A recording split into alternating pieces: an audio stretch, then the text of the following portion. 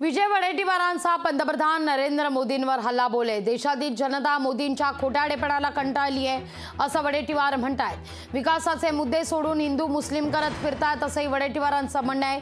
पंतप्रधान नरेंद्र मोदींची भाषणाची पातळी खालावली आहे अशी टीका वडेट्टीवारांनी केली आहे। मंगळसूत्राचं महत्त्व मोदींना कळलं नसावं असंही वडेट्टीवार म्हणतायत।